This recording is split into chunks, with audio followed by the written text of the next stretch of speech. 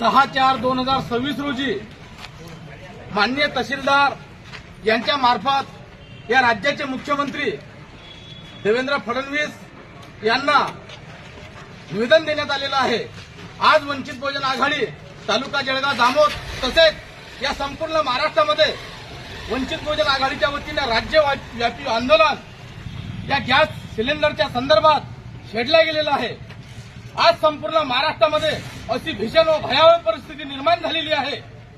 लहान सहान व्यापारी ते मोठ्या व्यापाऱ्यांपर्यंत जे व्यावसायिक आहेत, ज्यांच्यासोबत गॅस सिलेंडर ज्या व्यवसायासोबत संलग्न आहेत, असे संपूर्ण व्यापार हे आज रोजी बंद पडलेले आहेत। आजच्या या आंदोलनाच्या माध्यमातून आमची प्रशासनाच्या माध्यमातून शासनाला ही मागणी आहे की ताबडतोब एकीकडून आपण सांगत आहात की या महाराष्ट्रामध्ये गॅसचा तुटवडा नाही आणि दुसरीकडे गॅस एजन्सीच्या समोर रांगाच्या रांगा लागलेल्या आहेत।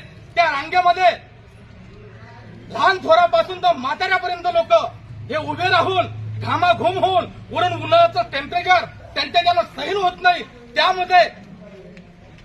त्यामध्ये ते मृत्युमुखी सुद्धा पडत आहेत। अशी भयावह परिस्थिती या महाराष्ट्रामध्ये निर्माण झालेली आहे।